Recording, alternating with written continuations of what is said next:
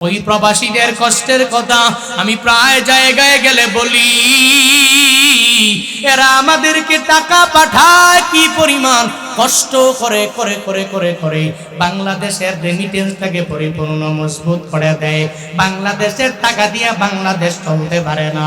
আমাদের প্রবাসী ভাইদের সৌদি আরবে কষ্ট করে করে ওরা টাকা পাঠায়, ইয়ামানে থাকে ওই জায়গায় কষ্ট করে করে টাকা পাঠায়, সিঙ্গাপুরে থাকে ওই জায়গায় কষ্ট করে টাকা পাঠায়, ইউরোপ কান্ট্রিতে থাকে ওই জায়গায় কষ্ট করে সুন্দর করে বাংলাদেশের মানুষের জন্য একটু ভালো চলার জন্য এরা বাংলাদেশের জমিনের মধ্যে টাকা পাঠায়। কিন্তু কপাল বড় খারাপ, আমরা প্রবাসী ভাইদেরকে বাংলাদেশের এয়ারপোর্টে আসার পরে সম্মানও করা হয় না, এদের কদর দেওয়া হয় না, বরং সম্মান দেওয়ার বদলে কি পরিমাণ বাস প্রবাসীওয়ালাদেরকে দেয়। আমগো এয়ারপোর্টের কিছু গাদ্দার গাদ্দার পাবলিকেরা বাংলাদেশে আসার পরেও আমাদের সৌদি আরবের বড় বড় বড় বড় বড় সাহায্য করনেওয়ালা রেমিটেন্স যোদ্ধারা যখন বাংলাদেশে নিজের গোল্ড নিয়ে নিজের মোবাইল নিয়ে চলে আসলো, কপাল বড় খারাপ। সৌদি আরবে কোনো জায়গায় আটকায় নাই, দুবাইয়ের মধ্যে কোনো জায়গায় আটকায় নাই। বাংলাদেশে আসার পরে ওদের ব্যাগ কেটে চুরি করে স্বর্ণ আর টাকা পয়সা হাতায়া নিয়ে যায়। আমাদের এয়ারপোর্টে এমন প্রমাণ আছে না না? কি পরিমাণ বেঈমান তুই হয়েছো, তার জন্য বিন্দু মাত্র পরিমাণ তোর অন্তরে মায়াও নাই, তার জন্য বিন্দু মাত্র পরিমাণ দয়া কি তোর মাঝে নাই। এত পরিমাণ কষ্ট করলো বাংলাদেশের জন্য প্রবাসীরা, ওরা এত গরমের মধ্যে এত চাপ নিয়ে এত পরিমাণ কষ্ট করে, যেই গরমে আমরা মাঝে মাঝে হজ উমরায় যাওয়ার পরে ঘর থেকে আমরা বের হতে পারি না, ওই ফুন্দুক থেকে বের হতে পারি না। দিনের বেলা 1-2 দিনের জন্য জিয়ারা করার জন্য যাই, যাওয়ার পরে এরপরে পানি পান করার জন্য পাগল পাড়া হয়ে যায়। ইয়ামেনের লোকেরা মদিনা হিজরত করার সময় পানির অভাবে এদের যখন পরিপূর্ণভাবে তৃষ্ণা লেগে গেল, একজন মুখপাত্র নির্বাচন করে করে বলে, যাও যাও আমার নবীর দরবারে যাও। ওই নবীর দরবারে গিয়া যদি নবীকে বলো আমার নবীর দিলের মধ্যে মায়ার কোনো শেষ নাই, ওই নবীর দিলের মধ্যে তোমাদের জন্য দয়ার কোনো শেষ নাই। ওই নবী তো ক্ষুধার্তের পেটটাকে নবী সর্বাবস্থায় খাবার দিয়া ভরপুর করে দেয়। এক আল্লাহর বান্দারে আমার নবীর দরবারে পাঠাইয়া দেয়। আমার নবীর দরবারে যাওয়ার পর নবীর হুজরা মুবারকের মধ্যেও ঢুকে নাই, হুজরায় ঢোকার আগে ওই জায়গায় দাঁড়ায় আছে, নিজেই নিজেই শুনতে পায় আমার নবী তার রুমের মধ্যে ওই জায়গায় জোরে জোরে কোরআন তিলাওয়াত করে, ওয়ামা মিন দাব্বাতিন ফিল আরদি ইল্লা আলাল্লাহি রিজকুহা। নবীর হুজরা মুবারকের ভিতরে যায় নাই, ভিতরেও ঢুকে নাই, না ঢুকে হুজরা মুবারকের বাহির থেকে শুনে নবী আয়াত তেলাওয়াত করে। এরা ইয়ামেনের মানুষ, এরা তো আরবি ভালোভাবেই জানে, কেউ তরজমা করে দেওয়া লাগবে না, কেউ ব্যাখ্যা করে দেওয়া লাগবে না, কেউ অনুবাদ করে দেওয়া লাগবে না। সে মনে মনে মনে মনে চিন্তা ভাবনা করতে লাগলো, আমার নবী কি সুন্দর করে কোরআন তিলাওয়াত করছেন, আমার নবীর কথা তো মিথ্যা হতে পারে না, পারে না, পারে না। যেই নবী বলতেছে আসমানের নিচে জমিনের উপরে প্রত্যেকের রিজিকের দায়িত্ব আমার আল্লাহ হাতের মধ্যে রেখে দিলেন, কোন মানুষের হাতে দেয় নাই, কোন ব্যক্তির হাতের মধ্যে আমার আল্লাহ উঠায়া দেয় নাই। ওই আল্লাহর বান্দা তখন বলে, আমি আমার নবীর কাছে চাইব না। আমরা ইয়ামানের লোকেরা, আমরা কি আল্লাহর কাছে এত অপ্রিয়? আমরা কি আল্লাহর দরবারে এত অপ্রিয় হয়ে গেলাম? দুনিয়ার সব চতুষ্পদ জন্তুর বেলায় যদি আল্লাহ খাবার ব্যবস্থা করতে পারে, তাহলে আমাদের বেলায় আল্লাহ কেন রিজিকের ব্যবস্থা করতে পারবে না? পারবে না, পারবে না। উনি নবীর কাছে বলে না, নবীর দরবার থেকে না বলে চলে গেল। ওদিকে তার কওমের লোকেরা নবী খাবার পাঠাবে ওয়েটিং অবস্থায় দাঁড়াইয়া রইল, যে কওমের লোকদের সামনে যা বলে, তোমাদের জন্য সুসংবাদ নিয়ে আসলাম। এরা মনে করেছে আমার নবীর দরবারে বলার পরে নবী বলেছে যাও যাও তোমাকে সুন্দর করে খাবার দিয়া দিলাম। মূলত এমন না, সে নবীর কাছে গিয়েছে তবে নবীর দরবারে যায় নাই। আমার নবীর সামনে যাইয়া রিজিকের কথা একবারের জন্য বান্দাটা বলে নাই। একটু পরে আল্লাহর কুদরত থেকে এদের সামনে খাবার হাজির। তুই আল্লাহর বান্দার মাধ্যমে খাঞ্চা ভর্তি রুটি আর গোশত এদের সামনে হাজির হয়ে গেল। খাবারগুলো সামনে আসার পরে এরা মনে মনে ভাবে নবীর পক্ষ থেকে মনে হয় আমার দরবারে খাবার পাঠানো হলো। এরা সবাই ইচ্ছা মতো রুটিগুলো গোশত দিয়া খেয়ে নিলেন। ভক্ষণ করার পরে এদের পেটটাও পরিপূর্ণ ভরপুর হয়ে গেল।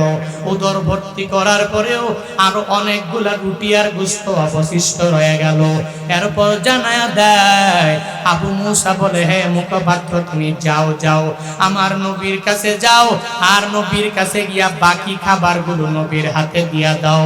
যেই নবী এত গনিমান মায়া আমাদের কি করলেন, ওই নবী এত মহব্বত করে করে আমাদের জন্য যেই নবী খাবার পাঠায়া দিলেন, এই অবশিষ্ট খাবারগুলো আমরা অপচয় করতে পারি না, পালাইয়া দিতে পারি না। যাও যাও নবীর দরবারে খাবারগুলো নিয়ে নিয়ে পৌঁছায়া দাও। এই কথা বলার পরে উনি খাবারগুলো নিয়ে নিয়ে নবীর দরবারে হাজির হয়ে গেলেন। নবীর কাছে যাওয়ার পরে নবীকে বলে, ও নবী আমার, আপনি খাবার পাঠিয়েছেন, এই খাবার আমি আপনার হাতে পৌঁছায়া দিলাম। খাবার খাওয়ার পরে অবশিষ্ট খাবারগুলো আপনার হাতের মধ্যে দিয়া দিলাম। নবী বলে, না না হে আমার উম্মতেরা, শুনে নাও শুনে নাও, আমি তোমাদের জন্য কোনো খাবার পাঠাই নাই, কোনো রিজিক আমি তোমাদের জন্য ব্যবস্থা করি নাই।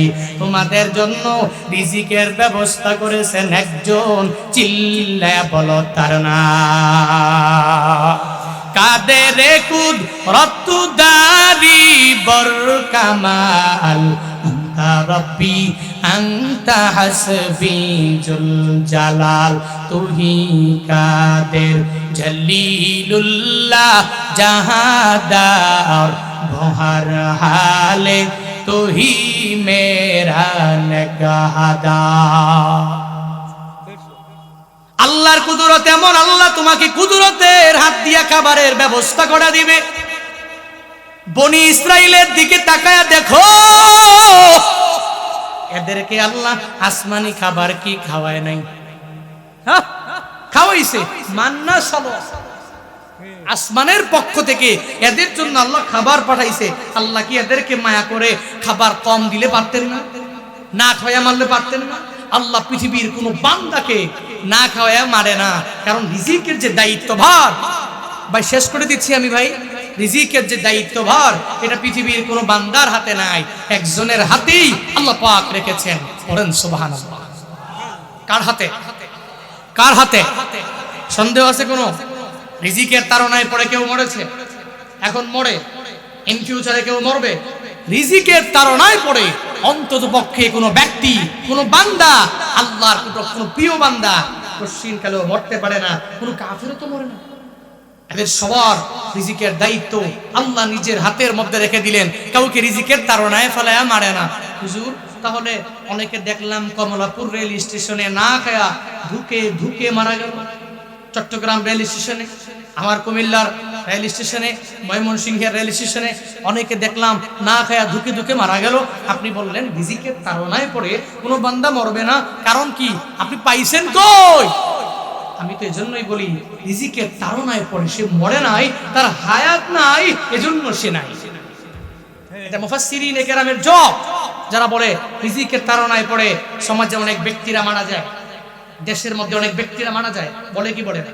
অনেকেই বলে। মুফাসসিরিনে কেরামের জবাব হলো, কোনো ব্যক্তি রিজিকের তাড়নায় পড়ে মরে না, অ্যাক্সিডেন্টে মরে না, পানিতে ডুবে মরে না, আগুনে পুড়ে মরে না, এগুলো প্রত্যেকটা হলো প্রত্যেকটা ব্যক্তির ওসিলা, মূলত তার তাকদীরে লেখাটা এমন, এজন্য ওই তাকদীরটাকে ওই জায়গায় নিয়ে গিয়েছে।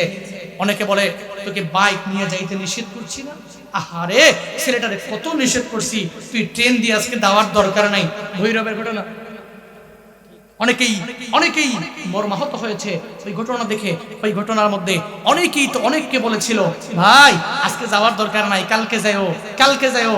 এরপরে তো মৃত্যুবরণের পরে হায় হায়, আমার এই ভাইকে, আমার এই বন্ধুকে আমি কতবার বলেছি তুমি আজকে যাওয়ার দরকার নাই, আজকে থাকো, তুমি কালকে যেও অথবা পরশু যেও অথবা 3 দিন পরে যেও, আমার কথা তো মানলি না, এজন্য তুই আজকে দুনিয়া থেকে বিদায় হয়ে গেলি। মূলত মরণ ফত ওই জায়গায় মৃত্যু হবে। লিকুল্লি উম্মাতিন আজাল ইযা জাআ আজালুহুম লা ইস্তাখিরুনা সাআ ওয়া লা ইস্তাকদিমুন। প্রত্যেকটা উম্মতের জন্য একটা নির্ধারিত আজালুন নির্ধারিত টাইম আছে, নির্দিষ্ট নাকি অনির্দিষ্ট, নির্দিষ্ট টাইম আছে। ইযা জাআ আজালুহুম, তাদের নির্দিষ্ট টাইম যখন চলে আসবে, লা ইস্তাখিরুনা সাআ, 1 সেকেন্ড পরিমাণ দেরিও হবে না, ওয়া লা ইস্তাকদিমুন, 1 সেকেন্ড পরিমাণ আগেও হবে না পরেও হবে না। ওই নির্দিষ্ট টাইমেই মালাকুল মউত আল্লাহ পাকের অর্ডার পাইয়া বান্দার সামনে হাজির হয়ে যাবে। এজন্য রিজিকের তাড়নায় পড়ে কোনো বান্দা কি মরেছে? কথা বল না কেন?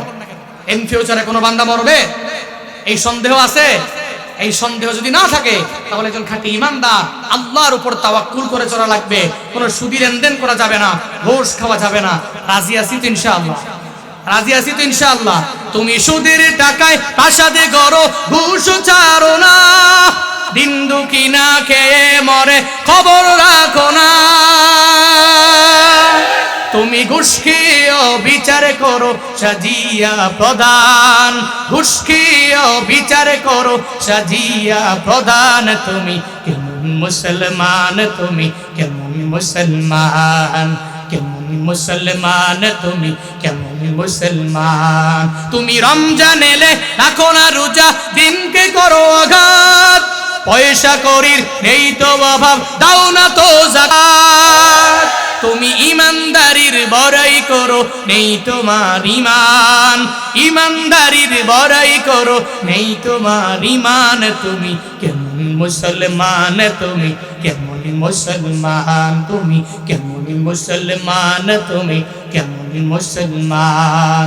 তুমি নবীর উম্মত দাবি করো, সুন্নাহ মানো না, নবীর অপমানে তোমার হৃদয় কাঁদে না।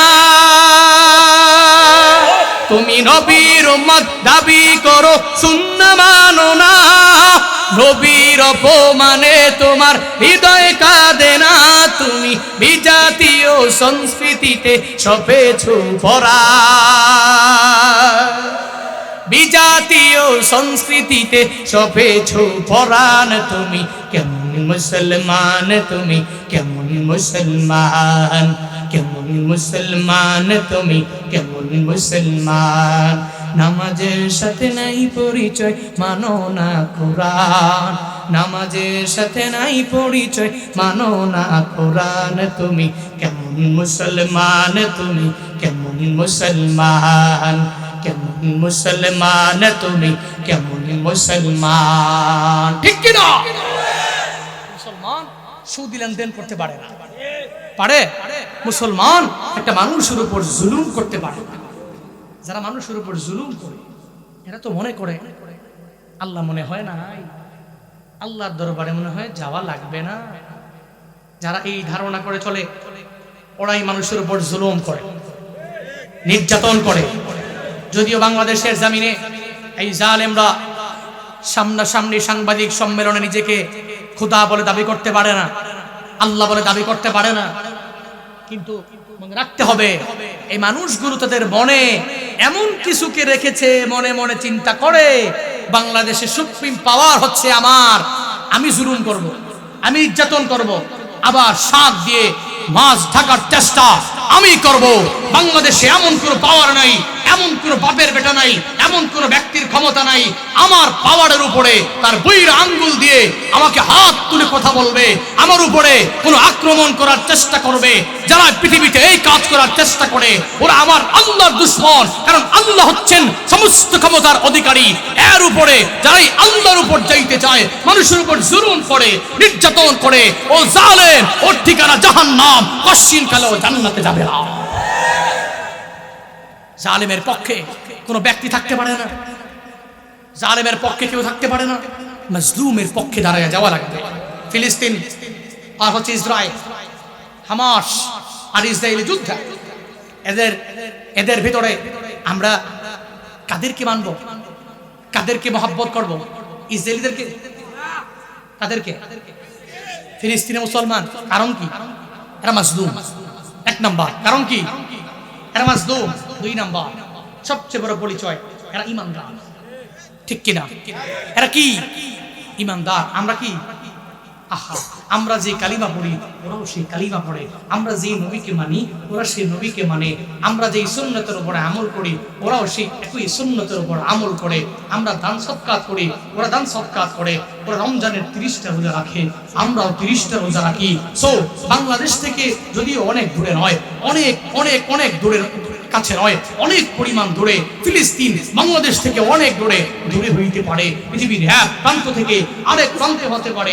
আমার মাথায় আঘাত লাগলে পুরো বডিটা যন্ত্রণার জন্য ঘুমাইতে পারি না, আমার হাতের এক আঙ্গুলের কোণার মধ্যে আঘাত লাগলে আমি পুরো বডিতে যন্ত্রণার চুটে আমি আমার বিছানার মধ্যে ঘুমাইতে পারি না। তাহলে এক জায়গায় এক কোণার মধ্যে একটু ব্যথা পাইলে পুরো বডিটার মধ্যে এত ব্যথা লাগে। মদিনাওয়ালা নবীর ঘোষণা, তুমি মুসলমান, তোমার এক ভাই এক প্রান্তে, তুমি আরেক প্রান্তের মধ্যে আছো, তোমার এক ভাইয়ের আঘাতে তোমার পুরা বডিটা, তোমার পুরা মুসলিম উম্মাহটা জেগে উঠবে।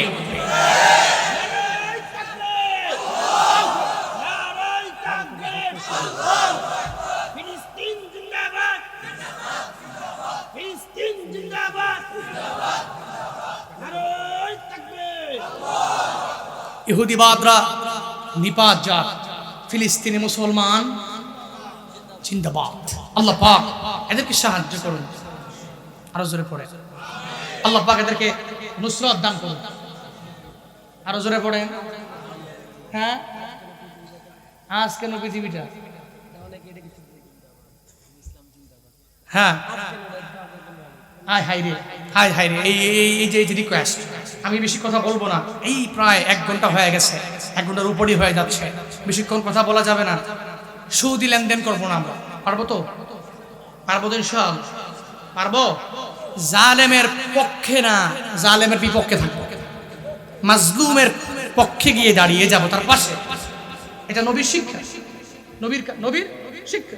ইন্নাকা লাতাসিলুর রাহমা ওয়া তাহমিলুল কাল্লা ওয়া তুকসিবুল মাদুমা ওয়া তুঈনু আলা মা নাওয়াইবিল হক। নবী 4 গুণে গুণান্বিত ছিলেন। ইন্নাকা লাতাসিলুর রাহিমা, তিনি আত্মীয়তার বন্ধন ছিন্ন করতেন না। ওয়া তাহমিলুল কাল্লা, এটা ক্ষুধার্ত মানুষের পেটের মধ্যে খাবার দিয়ে দিতেন। ওয়া তুকসিবুল মাদুমা, নিজে উপার্জন করে এটা দুস্থ মানুষকে দিতেন। ওয়া তুঈনু আলা মা নাওয়াইবিল হক, হকের কথা বলতে গিয়ে যে ব্যক্তিগুলো অত্যাচারিত মাজলুম, নবী তাকে ছেড়ে চলে যেতেন না, সর্বাবস্থায় তার পাশে গিয়ে দাঁড়ায় যেতেন। এটা আমার মদিনাওয়ালা নবীর গুণ। ওই গুণে গুণান্বিত হতে চাইতো ময়মনসিংহের মুসলমানেরা। হকের কথা বলতে গিয়ে যারা মাজলুম হয়ে আছে এদের পাশে থাকবেন তো ইনশাআল্লাহ। জালেমের পক্ষ আমাদের হবে না, জালেমের পক্ষে আমরা থাকবো না, বলে ইনশাআল্লাহ। আমরা মাজলুমের পক্ষে থাকবো, বলে ইনশাআল্লাহ। আল্লাহ পাক সেই তৌফিক দান করুক, সকলে পড়ি আমিন। আরো জোরে পড়েন। আমার সাদ ভাই একটু অনুরোধ করেছেন, বলবো আজ কেন পৃথিবীটা লাগে এত সুন্দর। এই গান অনেকেই শুনেছে, আমি একটু করে বলি, এরপরে আমি এটি টানবো ইনশাআল্লাহ। আজ কেন পৃথিবীটা লাগে এত সুন্দর, সে কোন রূপকার সাজালো এ চরাচর, সে কোন রূপকার সাজালো এ চরাচর। আজ কেন পৃথিবীটা লাগে এত সুন্দর, সে কোন রূপকার সাজালো এ চরাচর, সে কোন রূপকার সাজালো এ চরাচর।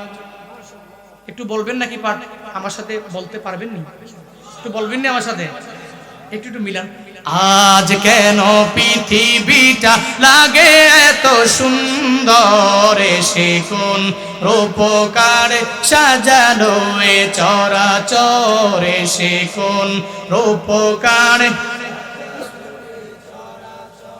চারিদিকে নবরূপে করে ধরা ঝলমল, সেই রূপ দেখে হয় আখি দয় সুশীতল, আখি দয় সুশীতল আকিদয় সুশীতল কেটে গেছে কুৎসিত নিশীতের দ্বিপ্রহরে সে কোন রূপকার চরাচরে সে কোন রূপকার সাজালো এ চরাচর বনে বনে ফুটে ফুল করে পাখি কলরব সবখানে কেন এত আয়োজন উৎসব আয়োজন উৎসব গুঞ্জনে মুখরিত গোটা মরু প্রান্তরে সে কোন রূপকার সাজালো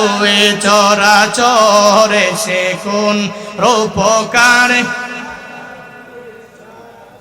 উল্লাস করে আজ সাহারার লুহাওয়ায় পুরাতির জলরাশি কুলি কুলি উছলায় কুলি কুলি উছলায় কুলি কুলি উছলায় পর্বত চূড়া হতে নেমে আসে নির্জরে সে কোন রূপকার চরাচরে সে কোন রূপকার সাজালো এ চরাচর আজ কেন পৃথিবীটা লাগে এত সুন্দর সে কোন রূপকার সাজালো এ চরাচর সে কোন রূপকার সাজালো এ চরাচর সে কোন রূপকার সাজালো এ চরাচর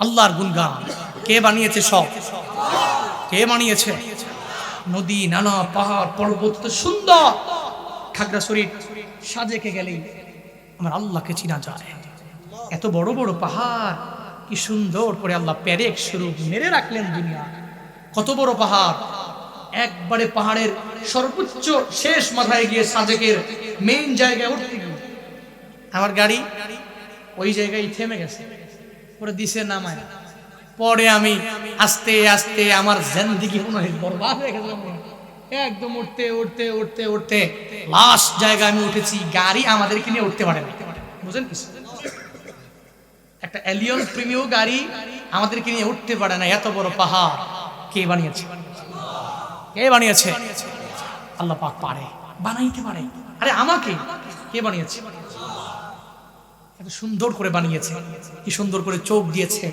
নাক দিয়েছে কান দিয়েছে কণ্ঠ দিয়েছে আল্লাহ পাক নাক দিয়েছে পেট দিয়েছে পিঠ দিয়েছে পা দিয়েছে হাত দিয়েছে মাথা দিয়েছে ক্যাশ দিয়েছে কে দিয়েছে কে দিয়েছে আল্লাহ মুসাব্বির আল্লাহ আকৃতি দান করে আল খালিক আল বারি আল মুসাব্বির এগুলো হচ্ছে তার আসমাউল হুসনা সূরা হাশরের শেষ তিন আয়াতে আছে না নাই আল্লাহর পরিচয় নিয়ে আরেকদিন সুযোগ পেলে কোথাও বয়ান করব কি সুন্দর করে আল্লাহ আমাকে বানিয়েছেন হাত বানিয়েছেন পা বানিয়েছেন চোখ বানিয়েছেন কান বানিয়েছেন এই পুরো বডি এত সুন্দর করে বানিয়েছেন যে আল্লাহ ওই আল্লাহর প্রশংসা করা দরকার আছে না নাই আমরা সর্বাবস্থায় এই আল্লাহর প্রশংসা করব গুণগান গাইব শুকরগুজার বান্দাদের অন্তর্ভুক্ত হব আল্লাহ পাক সেই তৌফিক দান করুক সকলে পড়ি আমিন আর জোরে পড়ি আবার পড়ি আজকে আমাদের আমল হল এক নাম্বার আমরা রবের প্রশংসা করব রবের প্রশংসা করব আর দুই নম্বরে আমাদের রিজিক কে আমাদেরকে দেয় কে দেয় জানো আল্লাহ দেয় আল্লাহর উপর তাওয়াক্কুল করে চলবো রিজিক যদি কম হয় আলহামদুলিল্লাহ বলে মেনে নিব তবে হারামে যাওয়া যাবে না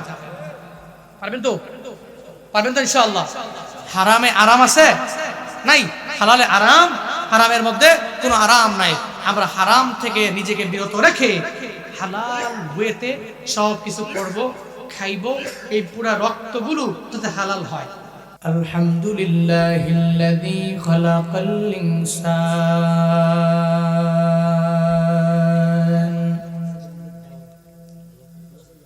ওয়া কাররামা ওয়া আল্লামাহু মিনাল বায়ানি মা লাম ইয়ালাম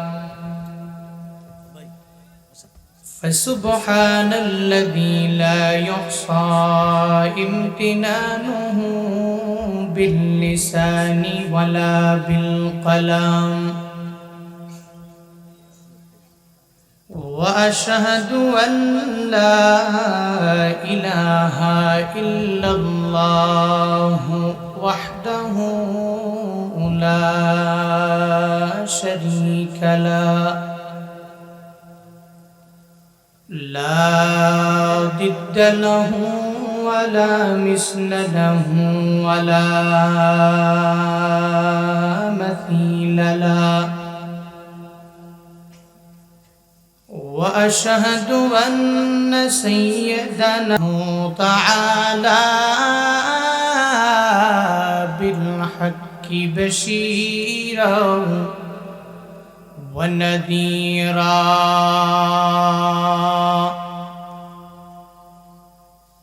وداعيا إلى الله بإذنه وسراجا منيرا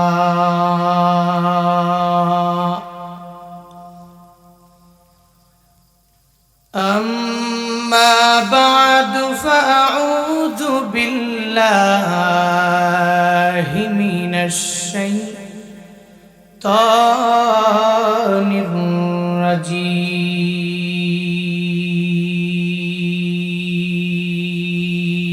الرجيم بسم الله الرحمن الرحيم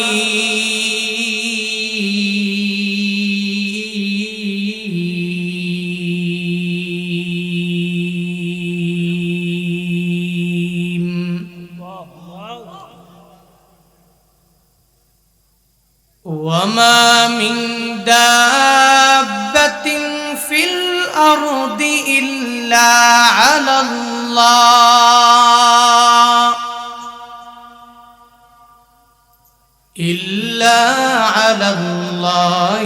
رزقها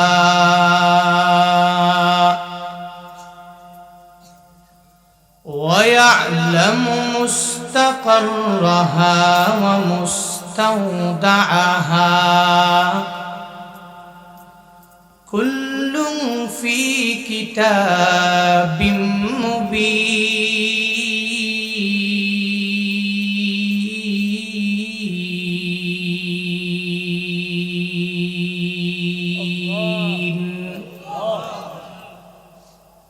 وقال النبي صلى الله عليه وآله وسلم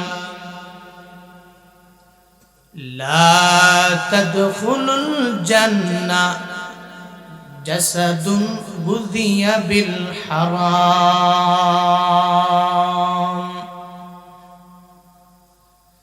أو كما قال النبي عليه الصلاة والسلام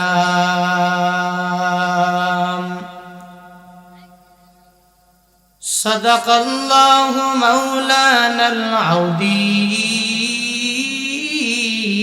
وصدق رسوله النبي الكريم ونحن على ذلك لمن الشاهدين والشاكرين والذاكرين والحمد لله رب العالمين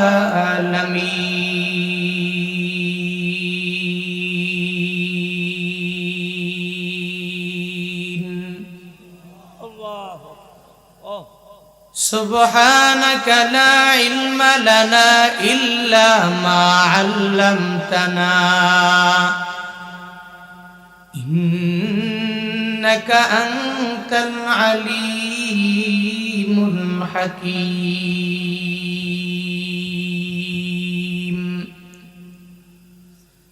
رب رب اشرح لي صدري ويسر لي أمري واحلل عقدة من لساني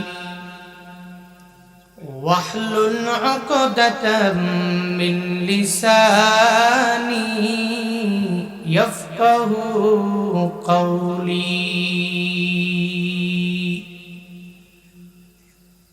ربي زدني علما ربي زدني علما ربي زدني علما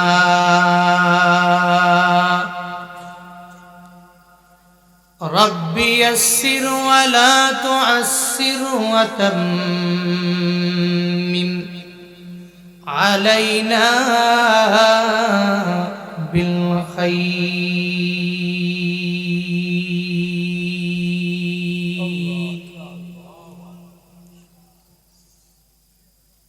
تو دل میں تو آتا ہے سمجھ میں نہیں آتا تو دل میں تو آتا ہے سمجھ میں نہیں آتا بس جان لیا میں تیرے پہچان وہی ہے بس جان لیا میں تیرے پہچان وہی ہے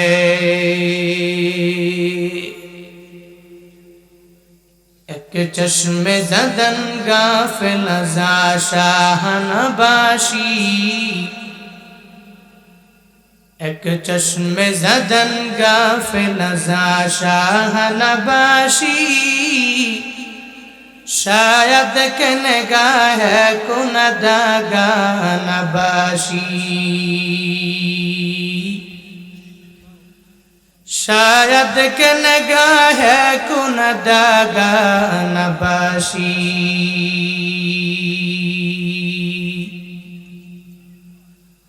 الفت میں برابر کے وفا ہو کہ زفا ہو